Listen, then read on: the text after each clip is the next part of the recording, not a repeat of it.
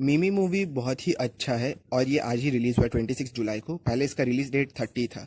मिमी में बेसिकली कृति सनन lead role में है और उनको सपोर्ट कर रहे हैं पंकज त्रिपाठी एज भानु प्रताप और मनोज पावा एज मिमी के फादर। ये मूवी बहुत ही अच्छा है। इसमें बेसिकली ये स्टोरी है कि एक फॉरेन से कपल आए हैं इंडिया में टूरिस्ट बन के, और वो कपल पेरेंट्स नहीं बन सकते हैं, तो वो सरोगेट मदर इंडिया में खोज रहे हैं। तो उनको यहाँ पे मिमी एक यंग लड़की है जिसका ड्रीम है कि वो मुंबई में जाके एक्टिंग करे, लेकिन उसके पास उतना ज़्यादा फाइनेंशियल स्ट्रेंथ नहीं है मुंबई जाने का। और वहाँ पे जो भी बड़े बड़े फोटोग्राफर्स हैं उनसे फोटोशूट करवाने का, तो वो सरोगेट मदर बनने का डिसाइड करती है।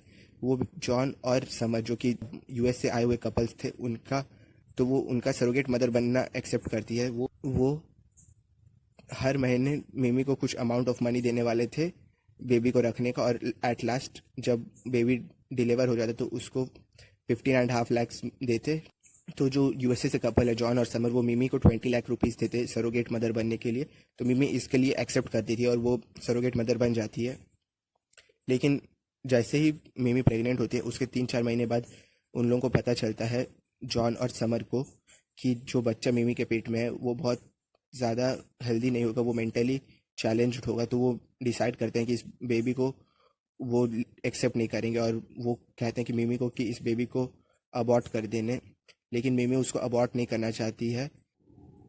और यहाँ से क्वेश्चनिंग शुरू होता है। मिमी के फादर मिमी से पूछते हैं कि ये बच्चा किसका, तो मिमी कहती है कि ये भानु प्रताप का है, और सबको ही इसको एक्सेप्ट कर लेते हैं कि भानु प्रताप का बेटा है, और उसका नॉर्मल डिलीवरी भी हो जाता है। डिलीवरी के बाद ये पता चलता है कि इसको कोई भी प्रॉब्लम नहीं था। वो मेडिकल रिपोर्ट में कभी कभी गलत रिपोर्ट्स आ जाते हैं कि मतलब कोई प्रॉब्लम है, लेकिन और मेडिकल के टर्म में उसको फॉल्स पॉजिटिव कहा जाता है। वैसे ये जो बेबी डिलीवर हुआ है जिसका नाम बाद में राज हो जाता है, उसको कोई भी प्रॉब्लम नहीं, वो बिल्कुल फिट है।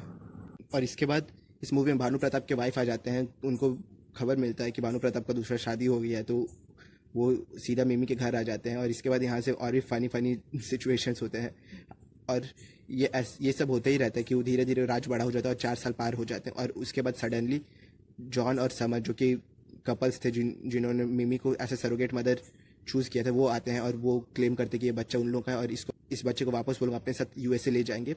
और इसके बाद कुछ लीगल इश्यूज के ऊपर भी डिस्कस हुआ करते हैं कि अगर ये बच्चा, और इसके बाद मिमी,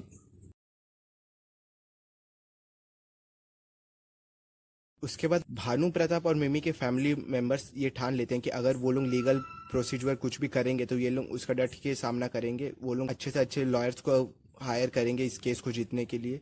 लेकिन जब मिमी को पता चलता है कि इस केस के दौरान राज को भी कोर्ट में जाना पड़ेगा, तब वो इस आइडिया को गिव अप कर देती है कि राज को वो खुद के पास रखेगी, और वो एक्सेप्ट कर लेती है कि हाँ, राज को उन लोगों को लास्ट में देना ही पड़ेगा। और जब मिमी राज को उन लोगों को देने जाती है भानु प्रताप और अपने फैमिली मेम्बर्स के साथ, तब उन लोगों को ये पता चलता है कि जॉन और समन ने एक बच्चा को अडॉप्ट कर लिया है इंडिया से, जिसका नाम तारा है। तो ये तारा है, उसका कोई भी घर उर नहीं था, वो बेसिकली रोड में थी और वो अनाथ थी। उन्होंने इसको अडॉप्ट कर लिया। और जो समर है वो लास्ट के सीन में एक अच्छा कोट देती है जो है, पेरेंट्स बनने के लिए बच्चा पैदा करना ज़रूरी नहीं होता, और पेरेंट्स बनने के लिए खुद का बच्चा हो ये भी ज़रूरी नहीं होता।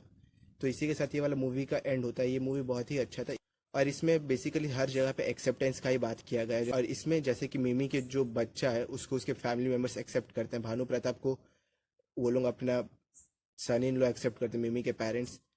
प्लस मिमी का जो बच्चा है उसको शमा के फादर भी एक्सेप्ट करते हैं, उसको अपने घर ले जाते हैं। प्लस भानु प्रताप की वाइफ भी उसको एक्सेप्ट करती है।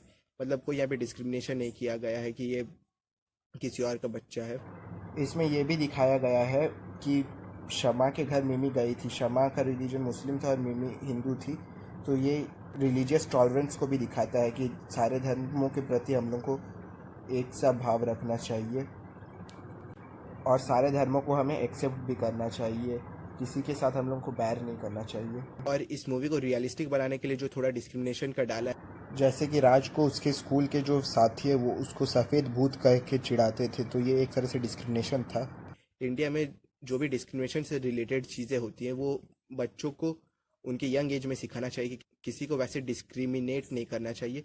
जैसे कि जो राज के स्कूल के दोस्त थे वो राज को सफ़ेद भूत कह के चिढ़ा रहे थे, तो वो वहीं से डिस्क्रिमिनेशन का शुरू होता है कहीं पर भी।